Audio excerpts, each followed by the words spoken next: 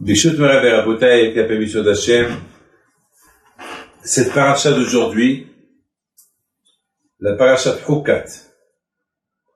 Hukat, ça veut dire un ordre, un tzivouï.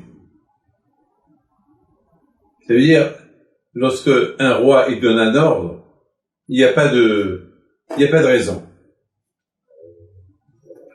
Parfois, la mairie, elle décide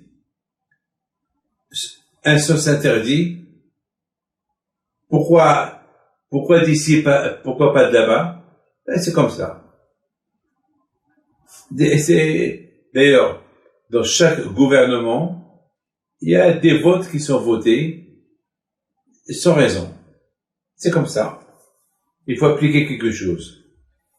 Akadosh Baruch Hu, lorsqu'il donne un ordre qu'on ne comprend pas, peut-être nous on ne le comprend pas, mais lui il a la raison. Par exemple, la mitzvah de Paraduma. C'est quoi Paraduma? C'est la vache rousse. La mitzvah de la vache rousse, elle est unique au monde. Vous savez que Ramim disent que l'impureté, elle n'existe pas chez les nations. Il n'y a que chez les Juifs que ça existe, être pur ou impur.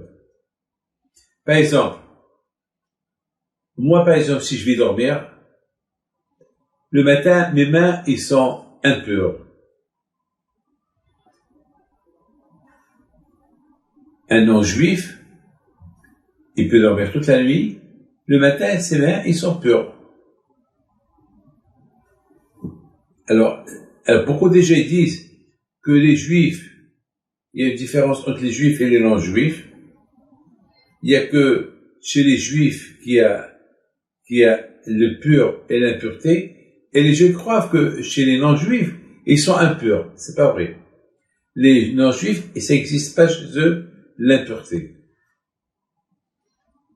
Alors, le Or HaChaim HaKadosh, c'est un grand tzaddik, qu'il est né à Fès et qu'il est enterré à Har-Zitim, en Israël.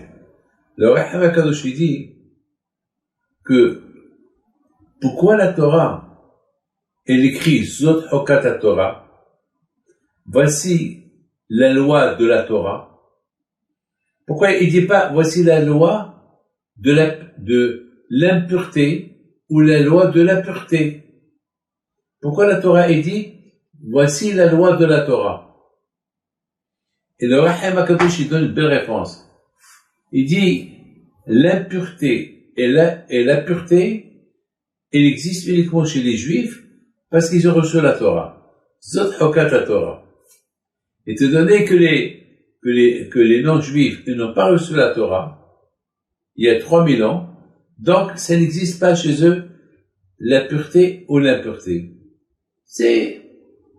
D'ailleurs, si un non-juif un juif qui est mort, eh ben, il devient impur. Et tous ceux qui touchent le mort, ils sont impurs. Alors que le non-juif, non. Le non-juif, s'il va mourir, son corps, il est toujours pur. Ça n'existe pas d'impureté chez eux. C'est quelque chose que le Or HaChaim HaKadosh, il nous a expliqué. Maintenant, dans cette loi de la vache rousse, elle est unique au monde. Elle est unique au monde. Parce que même Shlomo HaMelech, il n'a pas réussi à comprendre cette mitzvah de la vache rousse. Alors, qu'est-ce qui se passait? Étant donné que un juif qui a reçu la Torah, il a la notion d'être pur et impur. Alors, lorsqu'il est impur, comment il peut devenir pur? Alors, la Torah, elle donne une loi. On prend une vache rousse, on la brûle, on l'égorge, et le Kohen, il la brûle, il met à l'intérieur un verre, des choses, et après, tout entière, on la brûle tout entière, avec ses pieds, avec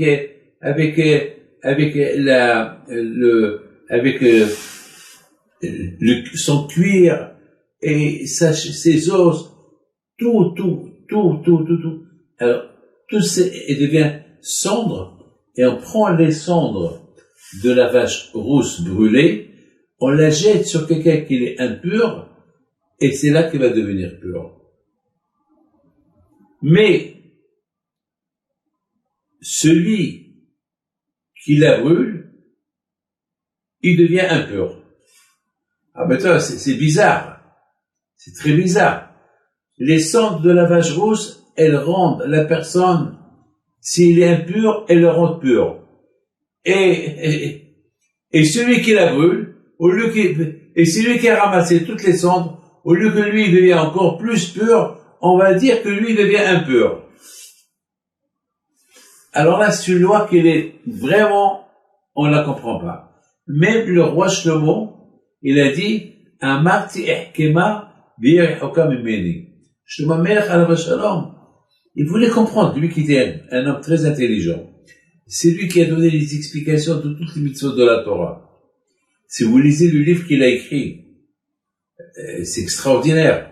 Le livre de Mishlei, Kohelet, Shir HaShirim, il a écrit beaucoup de livres, mais il a même écrit un livre de la médecine. Vous savez que le livre de la médecine, il a existé jusqu'à l'époque du roi Hizkiya. Et à l'époque du roi Hizkiya, il a pris ce livre-là, il l'a enterré. Pourquoi? Parce que chacun qui était malade, il venait au Beth Amikdash, il allait chez le Kohen, et le Kohen prend le livre, voilà, tu prends ça et ça et ça et ça. Alors, personne ne priait à Dieu. Personne ne priait. Nous, maintenant, l'Aïstar, lorsqu'on est malade, qu'est-ce qu'on fait? On prie. On fait la prière. À l'époque de Shlomo Melech, pendant 300 ans, il n'y avait pas de malade. Celui qui était malade, il allait chez le Kohen. Parce que le livre était au Beth Amikdash. Et le roi Hizkiya, il l'a enterré. Comme ça, les gens, ils font des prières.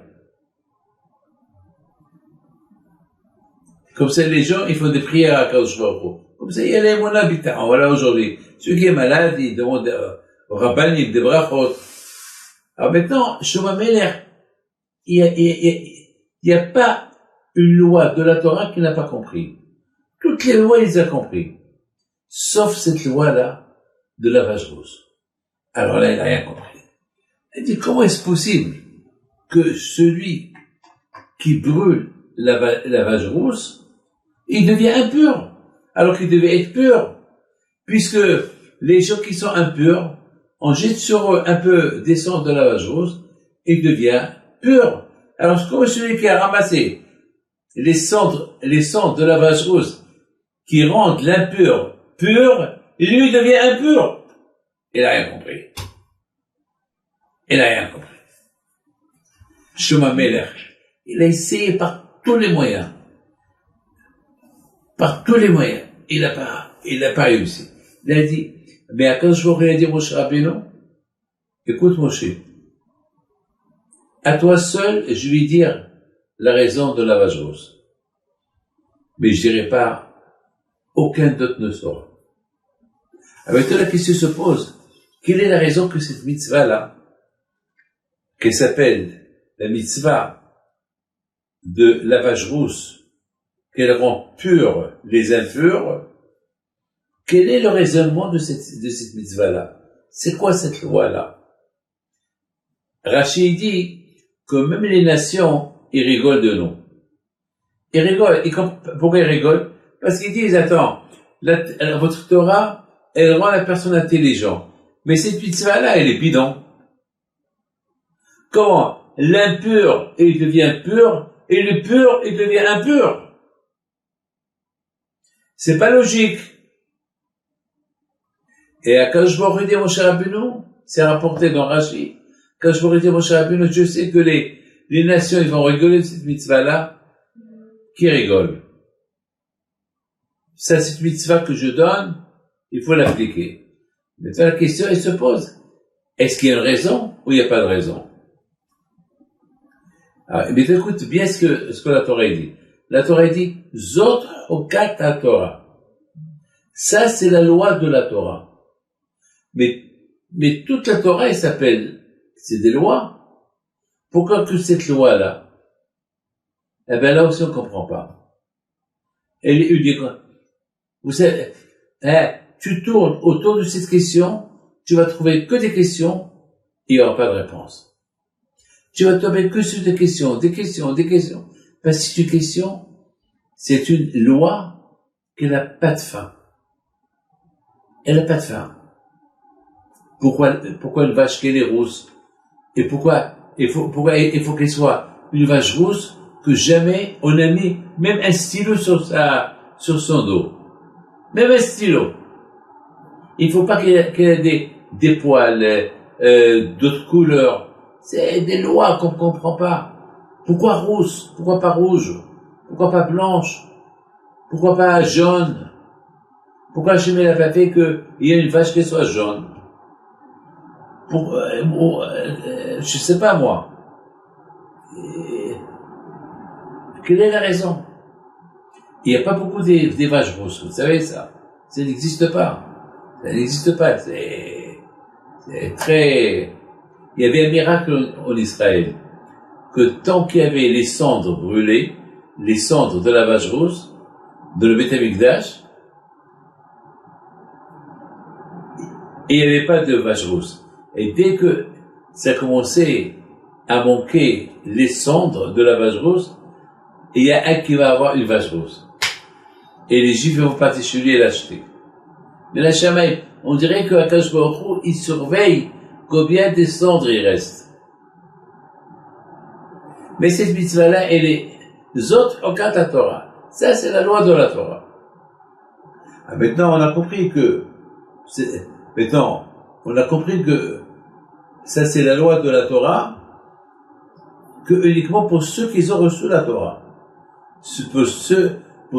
Parce que Hamakadosh dit, pourquoi on ne dit pas Zot Hokat HaTahara, Zot Hokat HaTahara, ou Zot Hokat HaTum'a, comme c'est écrit, Zot Hokat HaPesach.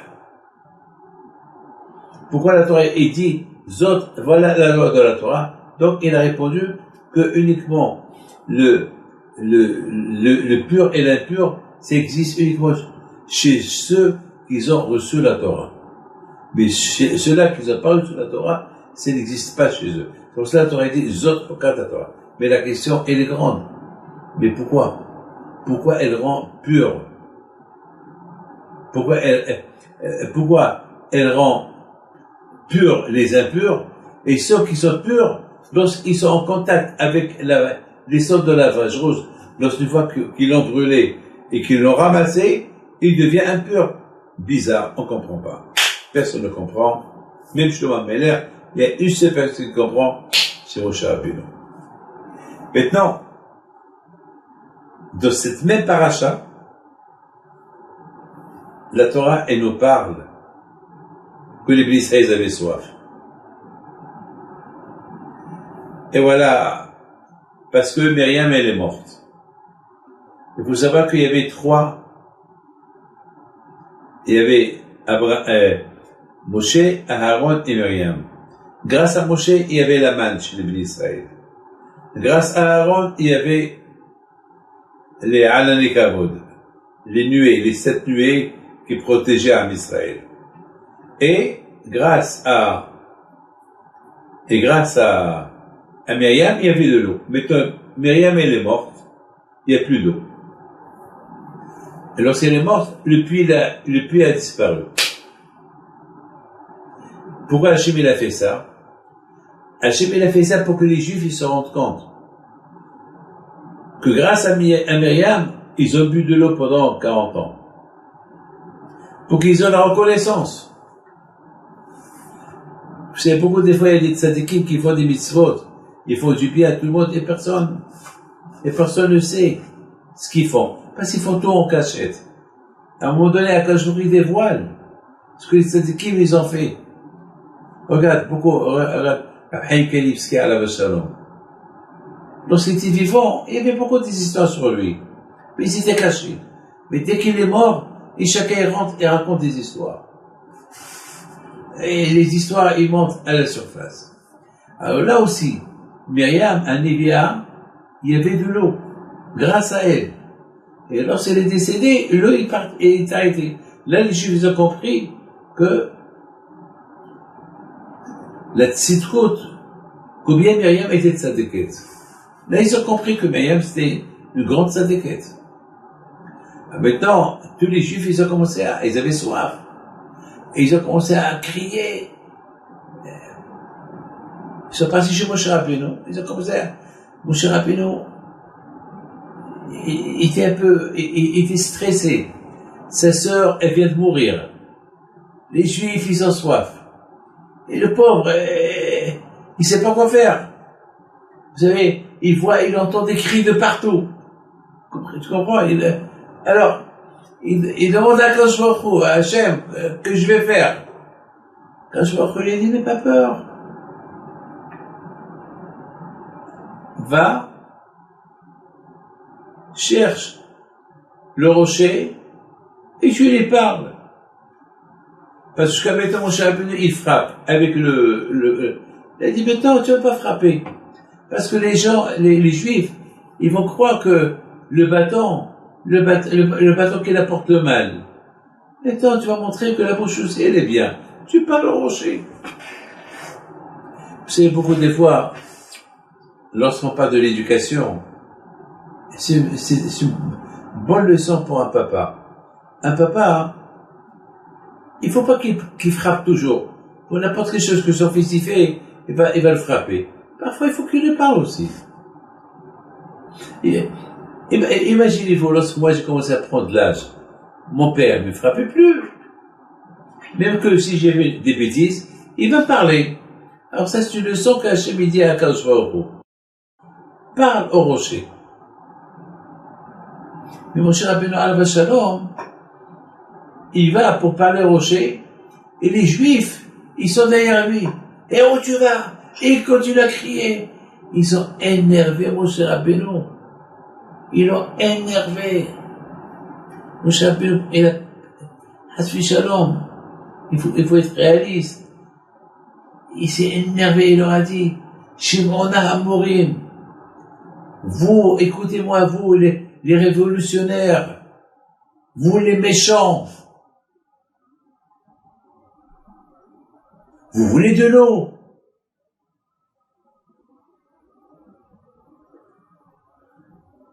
Voilà, d'ici, je vais vous faire sortir de l'eau. Et il a pris le bâton et il a frappé.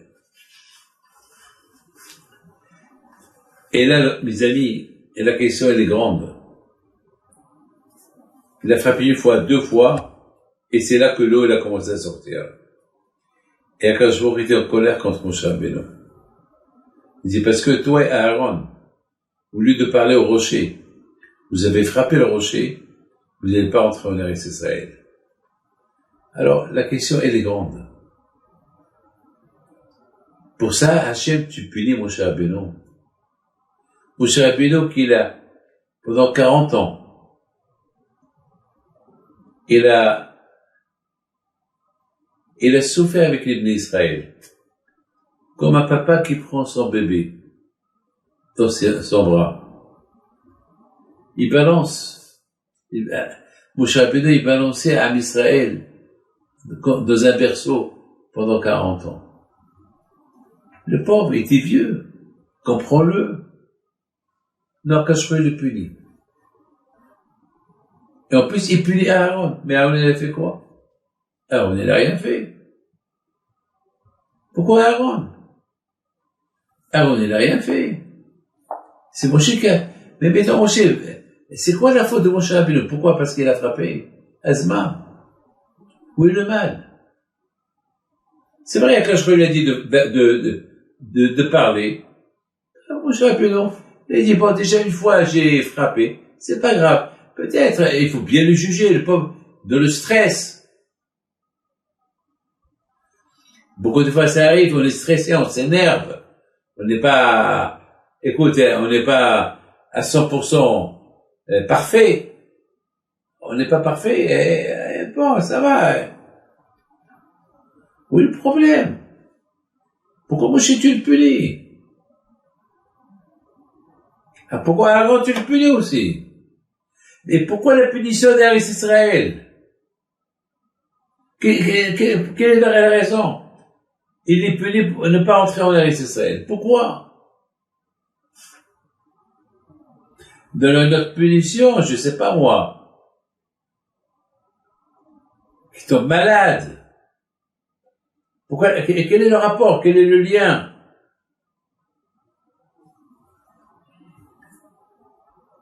Le Ramban,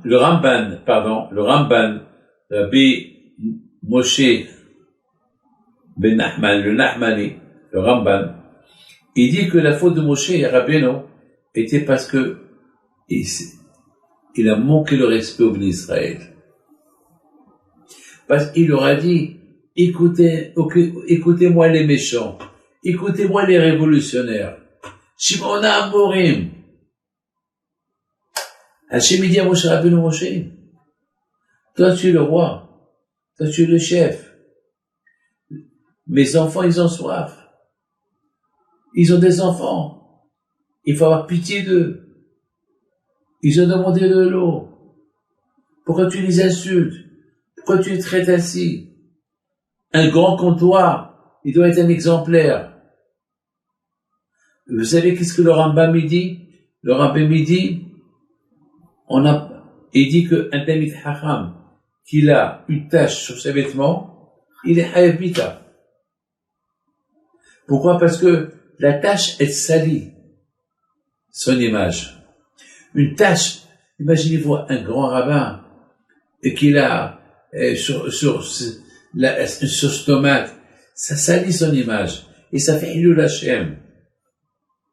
Bien sûr, si le pauvre il se salit, d'accord, après il va se changer, mais s'il marche, il sait qu'il est sale, il marche devant les gens, c'est pas beau, c'est pas bien. Donc le Ramban, il donne raison. Pourquoi Hachem a appelé Moshe Rabbeinu? C'est parce qu'il fallait pas qu'il s'énerve sur eux. Ah maintenant, c'est ce que le Ramban il dit. Alors maintenant ma question elle est grande.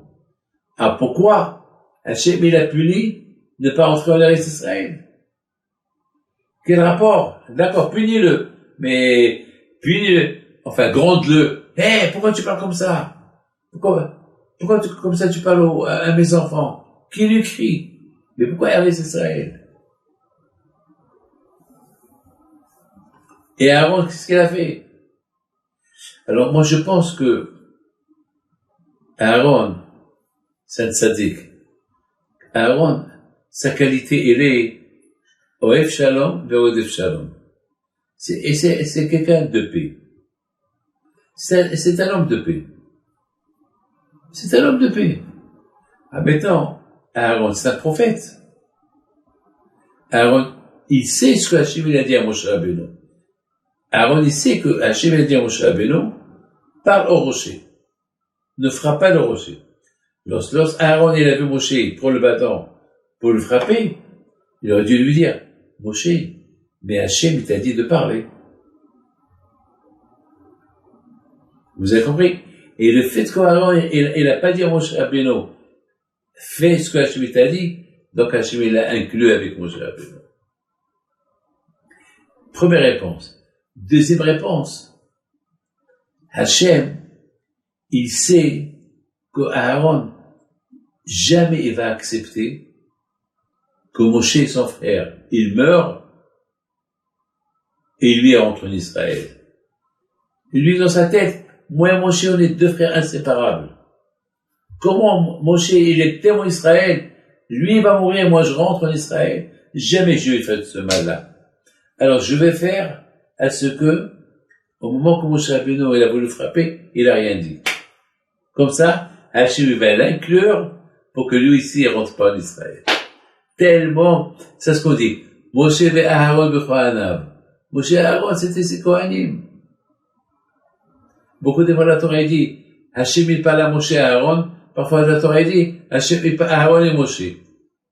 C'est deux frères inséparables. Moshe et Aaron, toujours Moshe et Aaron. Même dans les sphères, on dit que Moshe, c'est le Netzach, le sphère de l'éternité, et la sphère de Aaron, c'est Hod. Hod, c'est le prestige. Donc, maintenant, on comprend très bien pourquoi Aaron, il a été puni. C'est pas parce qu'Aaron a été puni parce qu'il a fauté. Non. Oh, il n'a pas fauté. Alors pourquoi il a été puni? Parce qu'Hachem, il savait que Aaron, il n'allait pas accepter que Moshe, il meurt dans le désert et lui, il rentre en Eretz Israël. C'est pas possible. Il a préféré mourir avec lui. Ça, c'est la grandeur de Aaron. Ohev Shalom, Verodef Shalom. Il n'a pas voulu faire du mal à Moshe son frère. Parce que Moshe son frère, imagine-toi que Moshe, Hachem va lui dire, eh ben, tu rentres pas en Israël. Et Aaron, ton frère, rentre. Il va avoir du mal, il va faire du mal à son frère. Donc c'est dire qu'Aaron a donné sa vie pour son frère. C'est extraordinaire. C'est extraordinaire. Maintenant, on a toujours la question. Est-ce que ça mérite une punition aussi grande que ça?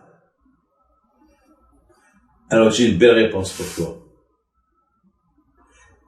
Hachem, il est extraordinaire.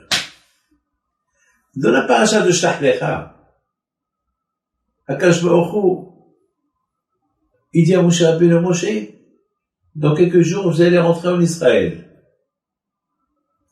Alors, Moshe Rabbeinu, il dit au Bnei Israël, on se prépare pour rentrer en Israël. Et les Juifs, ils ont dit, et pourquoi on n'envoie pas des espions pour espionner la terre d'Israël? Alors, il dit, je demande à Hachem. Alors, Moshe, il demande à Hachem, Hachem, les Juifs, ils veulent qu'on envoie des espions espionner Israël. Hachem lui dit, non. Moi, je vous dis, la terre, elle est bonne. Alors, Moshe dit, d'accord, la terre, elle est bonne. Toi, tu sais qu'elle est bonne, mais eux, ils veulent voir, ils veulent envoyer des espions, que les espions retournent et leur dire comment elle est cette terre que tu vas leur donner. Moshe, Akadosh Baruch Hu a dit, Moshe, alors, ma parole, elle vaut pas? Alors, moi, je te dis qu'elle est bonne. Tu veux tomber dans le piège? Alors, Shlach Lecha, si tu veux envoyer, eh ben, envoie. Mais tu vas voir que tu vas avoir des mauvaises nouvelles. Moshe Rabbeinu alav shalom c'est pas qu'il n'a pas voulu écouter le bon Dieu. Il était un homme de paix. Il a dit, c'est pas grave, Akadosh Baruch Hu, il sait qu'elle est bonne. C'est pas grave, qui va en voir? C'est pas grave. Mais Akadosh Baruch Hu, il a pas aimé ce que Moshe Rabbeinu a fait. Deux fois Moshe Rabbeinu, il a fait des choses que Hachem ne voulait pas. Et malgré tout, Akadosh Baruch Hu l'a laissé faire. Parce que c'est Moshe. Parce que Akadosh Baruch Hu, il adore Moshe Rabbeinu, alors il fait ses plaisirs. La première fois, lorsque Moshe Rabbeinu, il a dit à Hachem, on accepte Erev Rav à venir avec nous. Erev Rav, c'est les Égyptiens qui sont convertis au judaïsme et qui ont voulu recevoir la Torah. Et Akadosh Baruch Hu dit, Moshe Rabbeinu ne les accepte pas. Parce qu'ils vont pousser les Juifs à faire la faute d'or. Ils vont pousser les Juifs à faire des fautes. Et Moshe a dit non, il faut les accepter. Qu'est-ce qu'ils vont dire les gens? Les gens, ils vont dire que non, on est sectaire, que non, on est antisémite, que non, on n'accepte pas les gens. Il faut les accepter. Je lui ai dit, d'accord, mais tu vas regretter. Effectivement, elle est brave, à la fin, ils ont poussé les Juifs à faire la faute du veau d'or. Et là aussi, Hachem il a dit à Moshe Rabbeinu, Moshe, je t'ai dit la terre elle est bonne, n'envoie pas. Et Moshe a dit, non, c'est pas grave, envoie-les. Hachem il a dit, bon, tu vas pas, tu vas regretter. Mais ils sont retournés, ils ont critiqué Israël. Alors là, quand je vois qu'il dit à Moshe Rabbeinu, parce que chez Hachem, il a dit à Moshe Rabbeinu, maintenant, de frapper, de parler avec le rocher, et Moshe l'a frappé. Alors là, Akash Baruch Hu, il a encaissé la dette qu'il avait, que Moshe Rabbeinu, il avait vis-à-vis d'Hachem. 2 fois tu m'as pas écouté, pour le Vaudor, pour les Erev Rav, que tu as accepté à convertir, ils ont poussé les Juifs à fauter avec le Vaudor. 2e fois que tu as envoyé des espions, alors que moi j'étais pas d'accord, et toi tu as été, alors pour ces 2 choses-là, tu rentres pas en Israël. Et là, j'ai dit parle et tu as frappé. Là-bas, j'ai dit n'accepte pas, tu as accepté. N'envoie pas les espions, tu les as envoyés. Là, j'ai dit parle et tu as frappé. Alors là, tu rentres pas. C'est une siba. Une excuse. Tu sais pourquoi? Parce que, entre toi et moi, c'est pas pour ça. Tu vas empêcher mon cher Rabbeinu, le punir, lui et son frère, à ne pas rentrer en Israël. Non, il y a une autre raison. On va retourner aux espions. Lorsque les espions sont revenus d'Israël, ils ont commencé à critiquer Eretz Israël. Et non seulement qu'ils ont critiqué Israël, ils ont fait pleurer le monde entier. 3, 4, 5 millions de Juifs dans le désert qui pleurent. On veut pas aller en Israël, on va retourner en Égypte. Et ils ont fait une révolution.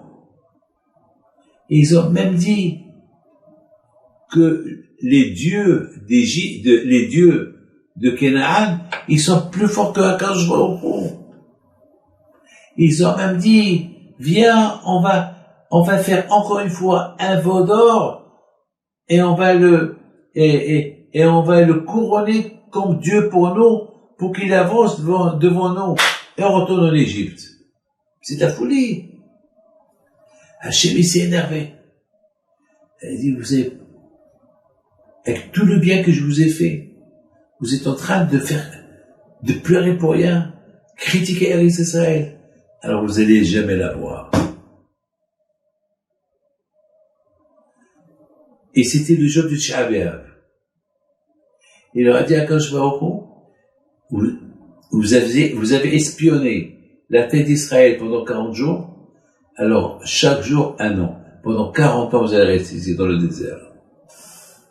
Et Hachem, il leur a fait payer, même la première année qu'ils ont fait le veau d'or. Ça fait 40 ans. Et Hachem, il leur a dit, et lorsque vous allez construire le Beit HaMikdash, il va se détruire le premier Beit HaMikdash, le deuxième Beit HaMikdash, à Tisha B'Av, comme aujourd'hui. Ah, maintenant, écoute bien.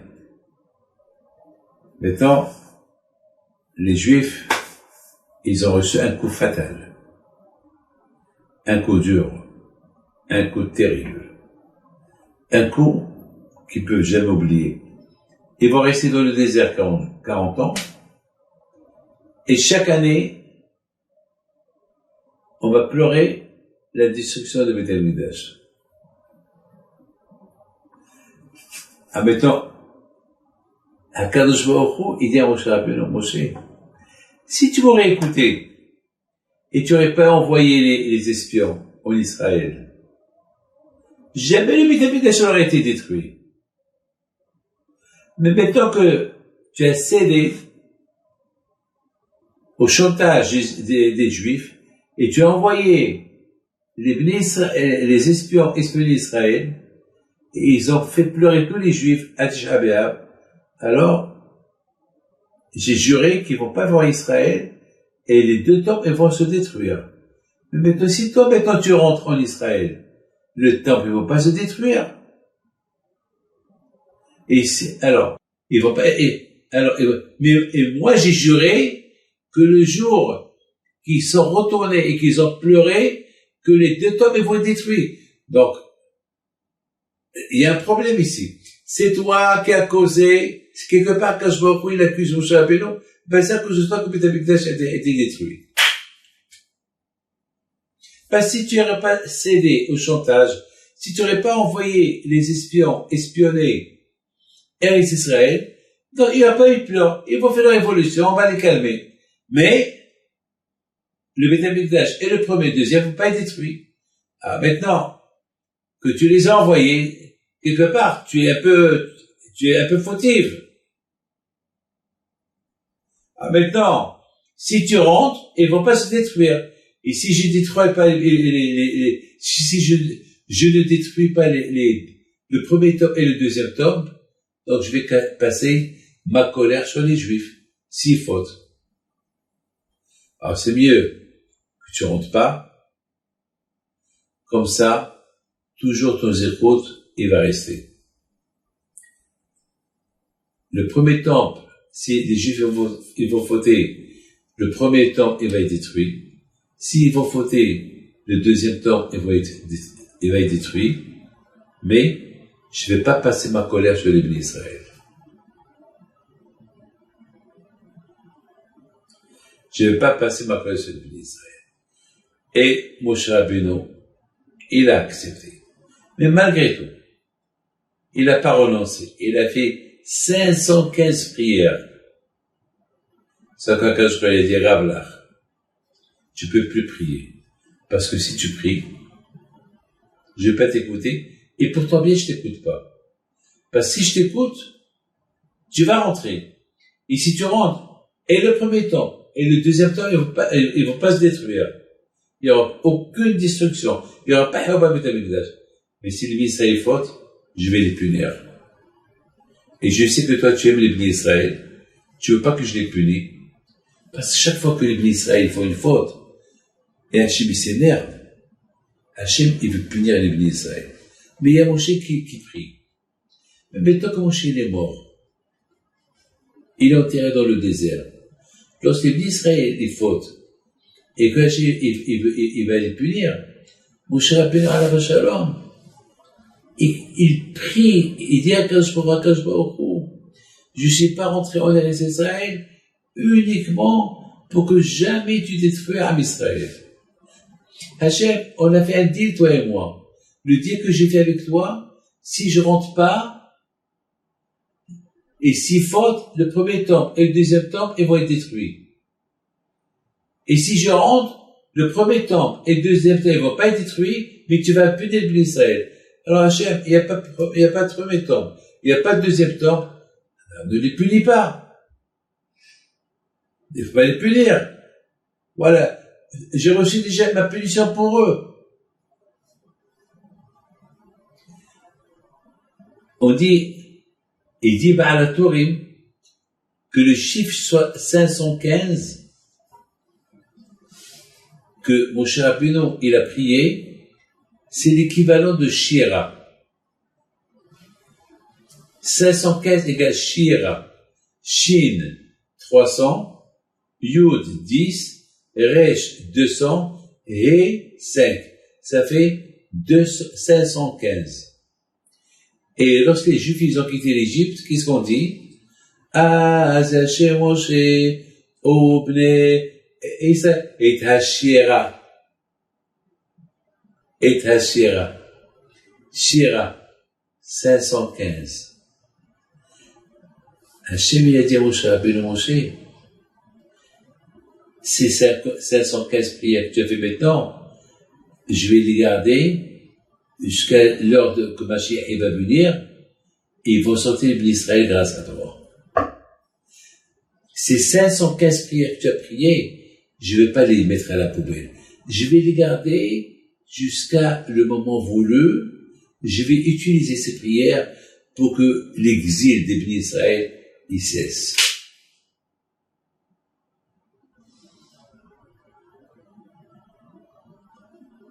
Et Moshe Rabbeinu a accepté le deal.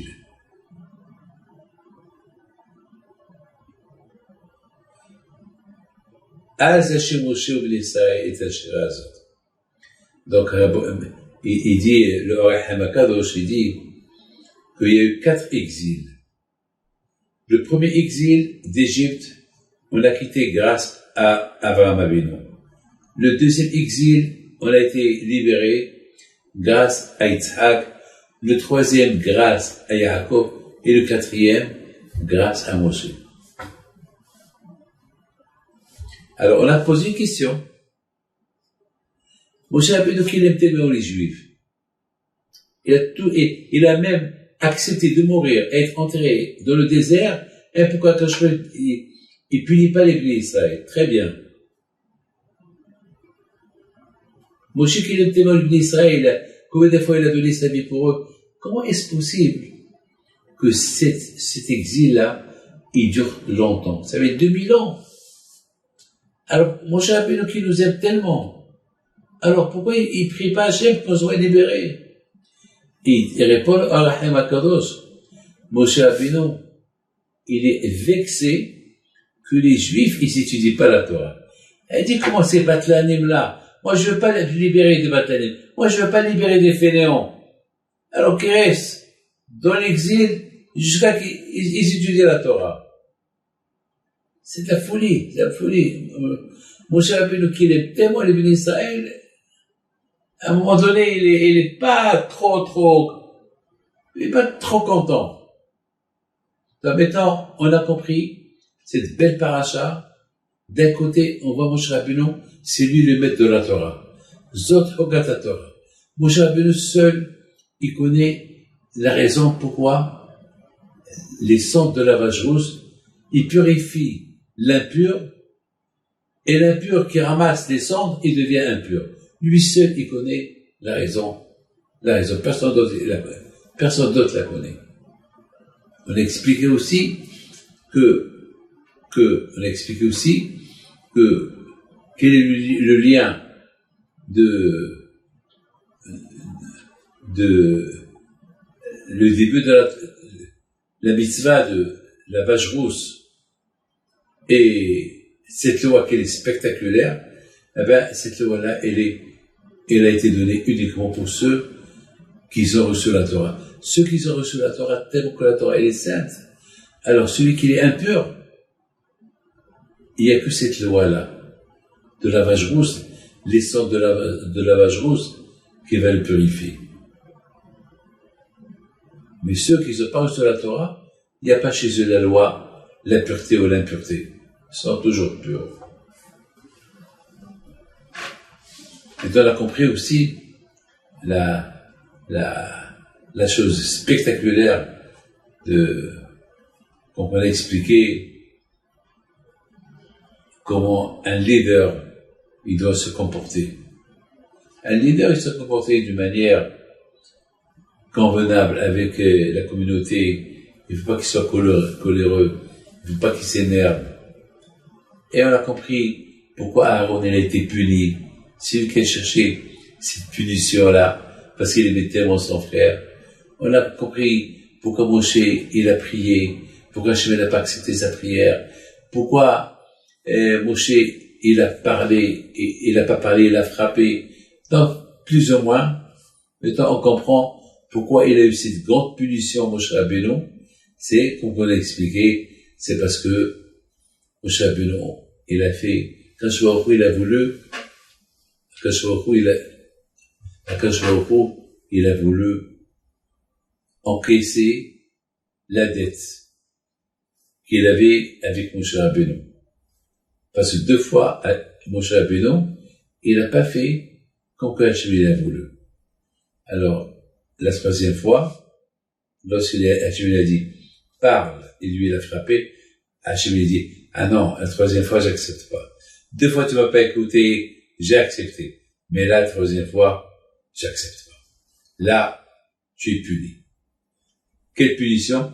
Ah ben, la punition, pourquoi tu as envoyé les Meraglim, les espions, et après, ils sont revenus, critiquer à Israël, et le fait qu'ils ont critiqué à Israël, toi, tu rentres pas en Israël. Pourquoi pas j'ai juré que le jour de Tisha B'Av, le jour qu'ils ont pleuré, il y aura des pleurs jusqu'à que Mashiach y vient. Pour le premier et deuxième temps qui a brûlé. Donc, or, si tu rentres, il n'y aura pas de Chava Beth Amikdash. Voilà.